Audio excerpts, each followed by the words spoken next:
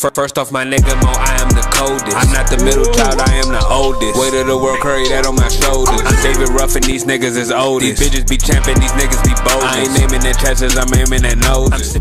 So dope. What it do, baby?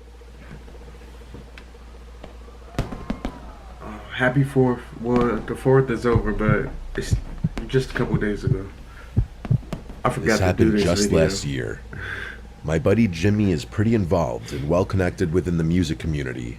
By music community, I'm more specifically referring to the dance/electronic music scene all along the East Coast, predominantly New Jersey and New York. It's actually pretty impressive what he and his team have been able to accomplish in just 2 years. The general gist is this. Their company hosts what they call events at high-profile venues, typically the most well-known club or party space in whatever city they happen to be in. Then they outsource the talent, which, mind you, is typically a very well-known and sometimes borderline famous DJ. I'm not too involved or invested in that scene, so I'm not exactly sure who they've gotten to perform, but I will tell you that there have been some huge names in the mix. But enough context. Jimmy and I go way back. I'm talking 20 plus years. I've basically known him my entire life, and he's been my best friend for damn near most of it. Because of that, he lets me, along with a bunch of our other hometown friends, come to his shows for free and hang out with the talent in the VIP section. I got a lot of friends I've known. It's actually really cool, and 20 something I wish years. I expressed my gratitude for more often. Jimmy was scheduled to host a huge event the weekend of July 4th on the Jersey Shore. 20. It was going to be their biggest one yet, and all our mutual friends were going. Jimmy invited me to come down early with him, and I obviously obliged. The two of us made the hour-and-a-half drive with our other friend Ryan, and we found ourselves at the venue a good 4 hours before the doors opened.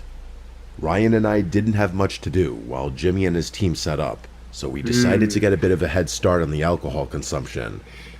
Jimmy and his team were entitled to as much free booze as they desired, compliments of the venue, and Ryan and I definitely took advantage of that. By the time the first DJ started his set, Ryan and I were more than a little buzzed, to put it mildly. It was 4th of July weekend after all, so we felt like our degenerate activities were justified.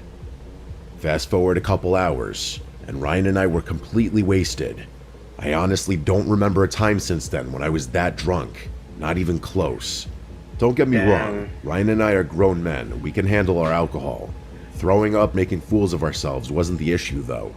It was genuinely just the problem of having lower impulse control and worse decision making. But either way, we were having a great time, at least from what I can remember.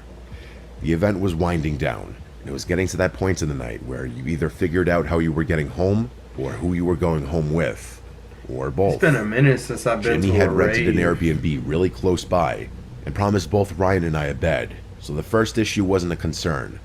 The second problem, though, that was what was on my mind. The two of us danced over to the bar and started talking to some girls we found attractive. And before long, we had figured out who we were going to spend the rest of the night with. Neither of us are Calvin Klein models, but we're both above 6 feet tall. For whatever reason, the vast majority of guys who hang around the Jersey Shore are usually shorter than average, so being tall is an even bigger boost than it usually is. They're Italian. For whatever reason, that seems to be the main attribute most girls on the Jersey Shore seek out. Not looks, not build, not intelligence, but height. Don't ask me why. The Jerseyan female mind is still something I have yet to comprehend. I've never been to Probably the botching their Jersey Shore names, before. but I'm fairly sure the two girls introduced themselves as Shouts Gianna out and to Marcela. Jersey. Us meeting them coincides with where my ability to recall events precisely becomes a bit hazy, so there may be gaps in the story from here on out.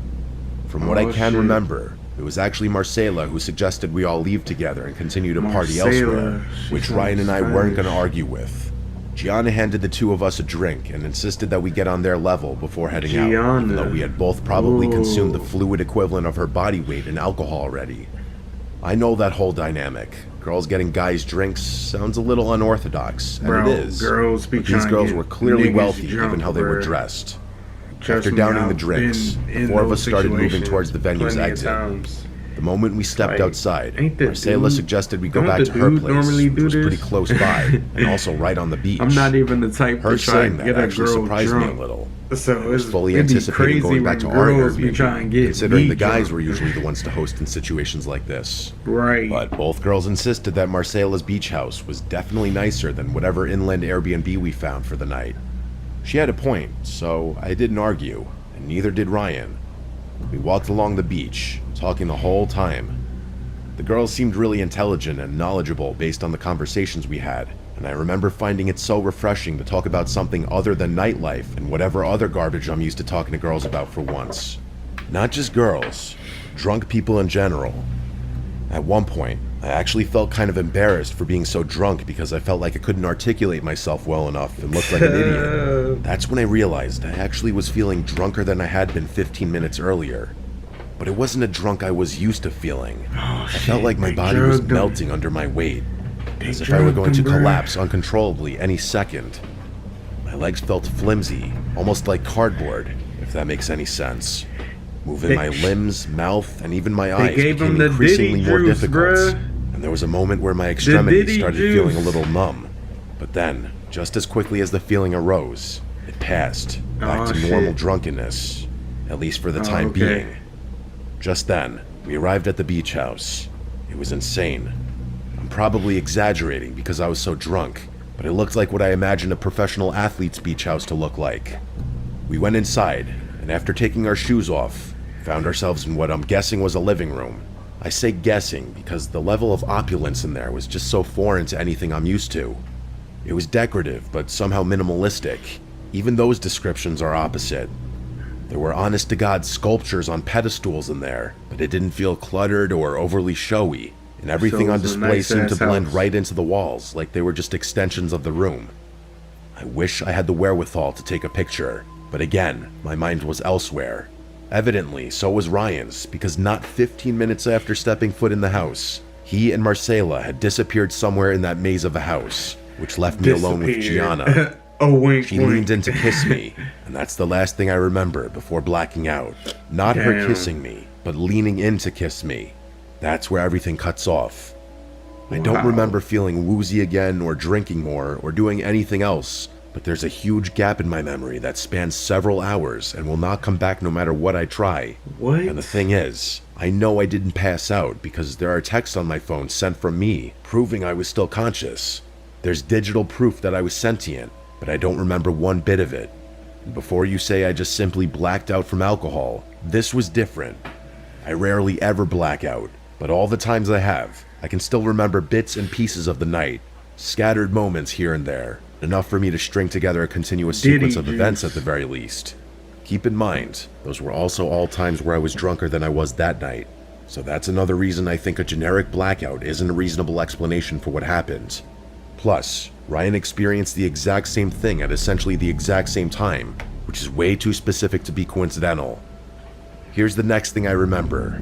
Waking up with the sun directly overhead, in a random set of bushes over an hour away from where the event was. Something I didn't know yet because my phone wasn't in my pocket. In fact, nothing was in my pocket at all. Both my wallet and keys were gone, but it gets worse. It wasn't even my pocket to begin with. I was wearing someone else's clothes, and not Ryan's either. A complete stranger's. The only personal belonging of mine I still had in my possession was my shoes, and even those were messed up. Both shoes had the shoelaces removed and were soaking wet. So you got drugged. My head was pounding, and everything felt disoriented, like I was waking up from anesthesia. I didn't even sit up right away. I just stared at the sky for a minute, trying to make sense of where I was. Bushes, someone else's clothes, no wallet, no phone, no keys. Based on my shoes, it was like I had been in the water recently, but it didn't smell like salt water or chlorine. The worst part about the whole thing was the blankness. Oil. I genuinely couldn't remember anything past Gianna leaving, like I already said. That's when the panic started to creep in. I wasn't just hungover, I was scared. I had no idea how I got there. What if I'd gotten into a fight or crashed a car? What if someone drugged me? I didn't have a single point of reference for the last 10 hours. I stood up and realized there wasn't a single landmark around me. It didn't look like a beach town, which also scared me. Mr. Nightmare, the road ahead just curved into more trees, but just across the street, maybe a few hundred feet away, was a 7-Eleven. It was genuinely the only thing in sight, so I headed straight for it. I asked the guy behind the counter if I could use his phone, telling him that mine had been stolen. He stared at me for a second, probably debating whether or not I was trying to scam him, but then he slid it across the counter. The first number that came to my mind was my sister's. It was the only number besides my mom or dad's I still memorized, and there was no way in hell I was calling my parents. My sister picked up right away, and I tried explaining things the best I could. She ended up giving me Ryan's number, which I ended up calling several times, but to no avail. That's when I started wondering if what had happened to me happened to him too. Drugged, robbed, dumped in some random bushes an hour away. I was just about to call the police, and what do you know? Ryan walks into the same 7-Eleven. We just stared at each other for a second before dabbing each other up. He then told me his version of things, and you guessed it, it was the same story. Damn near exactly. That sealed it for us. We called the police, making sure to thank the 7-Eleven worker profusely. Fast forward a few minutes, and we're now recounting our story to the police outside the store. To their credit, they took everything we said seriously, at first. But the more we told them, the more their questions started turning. Were we sure we didn't just drink too much? Maybe we wandered off and passed out somewhere. They weren't accusing us outright, but it was clear they weren't entirely convinced something criminal happened. I told them it was unlikely we would have drunkenly wandered into a town an hour away by foot, and I don't think they liked that remark very much. I gave them my sister's number and asked them to call her. She was already tracking my phone through Find My iPhone. To all of our collective surprise, my phone was showing up in the middle of a parking lot a few minutes' drive away. The officers agreed to drive us. Sure enough, both our phones were sitting on the pavement next to each other. While it was great to have my phone back, that only affirmed the police's theory that we had just been drunk. They started saying that we probably hadn't even been robbed, that we had lost our wallets the same way we had lost our phones. We tried convincing the police to check out the house Marcela brought us to, the one she claimed was hers, but they weren't having it. They told us we were probably just too drunk and didn't remember things correctly. One of them even said, "It happens more than you think." Then they gave us their cards and told us to call if we remembered anything else. It was actually shocking how reluctant they were to even connect us to other officers that would be willing to help.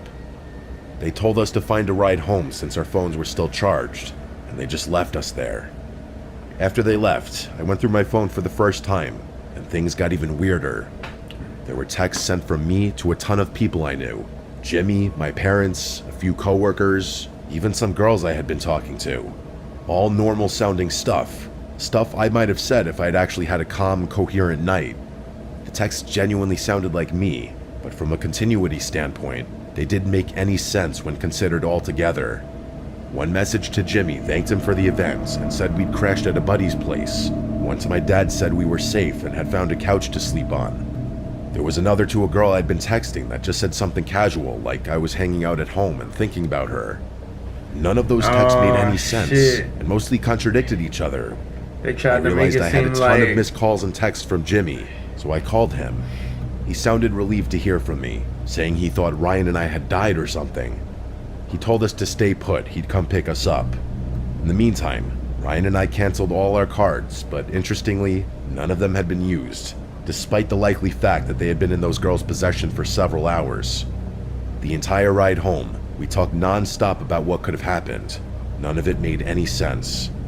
Yeah, we had been drugged, that much was clear. Bro, this will make me mad if we don't get First any of all, answers, I don't know of any kind of roofie that has those effects, like an induced blackout. Everything I've read just said those drugs make you fall asleep.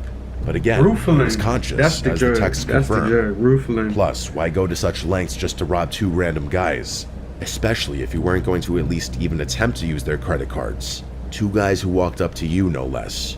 And in such a risky place, too. Your own house. Woke up or was the house they had broken into. Not your clothes. Both were equally risky. Everything was taken. Jimmy thought we had been targeted. But like I just said, we had been the ones to approach the girls. So we couldn't have been targeted. And all this isn't even mentioning how or why we miraculously found ourselves in a random town an hour away wearing other people's clothing.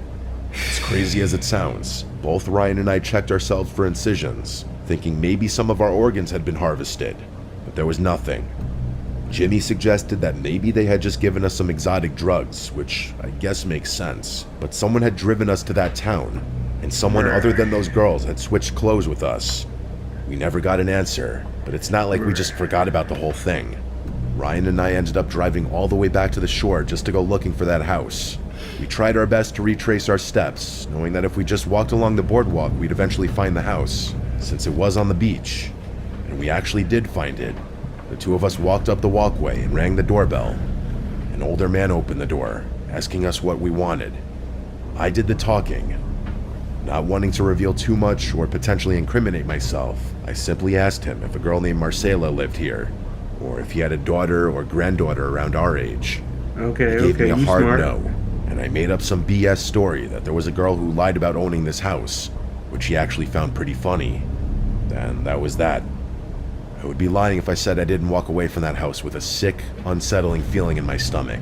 That's a I can't even weird describe it as story, fear, bruh. just a sickening discomfort, like something truly awful had happened to me and my friend that night, and I'd never get to the bottom of it. For a long time after that, I was convinced those girls had been involved in something much, much bigger that neither me nor Ryan could even conceive. That maybe they had been planning to kidnap or kill us, and decided not to go through with it at the last second for whatever reason.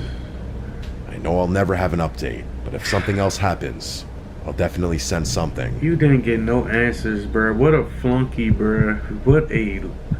I'm sorry. Please don't be a victim. Don't turn My into name's a victim, Ariel, y'all. and I live in Be Georgia, smart. Stay not on too y'all far from the toes. Alabama border. Several summers ago, I made the drive out to this small town in Alabama for a 4th of July cookout my college friend Isabel was throwing.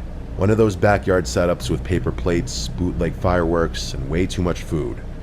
It was one of the better nights I'd had in a while. Good people, good energy, kids running around with sparklers, that kind of thing. Type shit. I didn't leave until a little after 10, which, looking back, was probably my first mistake. That part of the state gets real quiet once the sun goes down. The drive home was going to take a little over 2 hours. Most of the route was back roads, long, empty stretches of dark 2-lane roads with nothing but thick tree lines on either side. Every now and then, I'd pass an old farmhouse or a tiny church with a gravel lot, but for the most part, it was just darkness and more darkness. I had music playing low, Darkness, and everybody. I was still in a good mood from the party, but I won't lie, there was something about driving through places like that at night that gets under my skin, even when there's no real reason to be afraid. I've always been somewhat I scared feel you of the on dark, that. so I Not bet that scared of plays the into dark, it a little but too. like, you know what I mean? About 30 minutes in, It's I an noticed a it's pair an of headlights in my awareness rear you view gotta mirror. have being in the At dark. first, I didn't think that much of it. I figured someone Some else had people just hopped aren't onto the aware same that back they road. need to have. You know The what I longer mean? it stayed there, the more I started to pay attention. It was a gray Nissan Altima, nothing unusual, except the bottom half of the car looked like it had been driving through mud. I could see it clearly anytime we passed one of those overhead lights at a small crossing. Even still, that wasn't that weird on its own. But after a while, I realized no matter how much I sped up or slowed down, that car matched me exactly. At first, I thought it might have been just a coincidence, so I sped up a little, maybe 5-10 miles an hour over what I was doing before, but the Altima did the same. So I instead tapped my brakes and let myself drift well below the limit. Again, same results. The distance between us never changed. Now keep in mind, on roads like that, people pass each other all the time. It's not even illegal in most spots. I moved slightly to the right a couple times to make it obvious that I was giving the space they needed if they want to go around. They didn't. Type shit. They just stayed exactly where they were, about 6 or 7 car lengths back. That's when I decided to test them. There was a random left turn coming up. It was what looked like a little residential road with maybe 4 houses scattered on either side. I took the turn with no hesitation. I wanted to get as far away from that car as possible. But about 10 seconds later, the car actually turned off and made the same left turn started in the middle following. of nowhere. There was about a 0% chance they belonged on that road. At that point, I knew for a fact they were following me. It wasn't even up for debate anymore. You smart. I got this really sick feeling in my gut, like I was in genuine danger. For all I knew, I probably was. By then, my heart was beating through my chest, the same way it would if someone had a gun to my head. I don't know why, but that's the easiest analogy I can think of. I just felt so helpless out there in the middle of nowhere. I had no idea what that person wanted, or why they were locked onto me, but none of the reasons I could think of did anything but terrify me. I just wanted to get somewhere safe and somewhere public, with lights and people. As if on cue, I heard that god-awful chime that indicates a near-empty gas tank. I swear to God, I've never felt so powerless. My car's old. It's a 2012 Corolla that's been through more than its fair share of problems. Sometimes the gas light gives me 20 miles. Sometimes I'm lucky to get 10. Damn, you gotta guess how many miles a gas you got. station on every corner. Shit. I pulled out my phone and looked up the nearest 24-hour spot. It was over 8 miles away. You got it. I didn't know if I'd make it, but I didn't have a choice. Just go straight. I wasn't about to pull over. Not with that car still tailing me. I thought about calling the police, but I felt like it would have been a waste of time so far out in the middle of nothingness. You might have cops 10 to out there 20. take years to arrive anywhere, and there was part of me that felt like calling the police would make the danger more real. I know how irrational that sounds, and I feel pretty embarrassed even writing that down, but I'm just trying to be as honest as possible about how I felt. The gas needle dropped to empty a couple minutes later. Not just low, empty. I tried to stay calm, but I could feel myself starting to spiral. Every little sound of the car felt louder. The road felt longer. I felt stupid for being so powerless, but I didn't know what to do to change that. I knew I wasn't going to make it to the gas station. Scenarios started flashing through my head about what would happen once my car ran out of gas, but by some miracle, I finally spotted the glow of the gas station sign up ahead. I almost cried, to be completely honest with you. You got it, don't cry. I took the turn hard and pulled into the lot in one quick motion to give myself some time to get out of the car and book it inside. And that's exactly what I did. I jumped out and ran inside, barely shutting my car door behind me. From inside, I could see the Altima through the window. It slowed to a stop at the edge of the lot and sat there for maybe 10 seconds with the engine still running. No one got out though. It was almost like whoever was inside was debating whether to continue pursuing me or not. And then, out of nowhere, it peeled off, fast, and disappeared back down the road we had come from. I told the gas station guy what happened, and he offered to call the police for me. Even after talking to the police, I still felt very unsettled. I know it's not the scariest thing to have happened to someone, but there's no explanation for what happened to me that doesn't involve whoever was driving that car having sinister intentions. And that feeling of pure fear, I hope I never have to experience that ever again. I made it home. I told myself I'd never drive along rural back roads in the middle of the night ever again. The story doesn't end there though. A few weeks later, something happened that made my stomach drop all over again. Is it the same car? I was sitting at home watching the news one evening, just background noise really, when a segment came on about two men suspected of armed robbery, attempted murder, and a bunch of other things in rural Alabama. They showed a blurry still from a security camera that mentioned that authorities believed he had fled in a stolen gray Nissan Altima, last seen headed east. When I heard that, I just froze up. That's who had been following me. I knew it in my gut. Worse. There was no way to prove it was the same person who followed me that night, but I'm telling you, I felt it.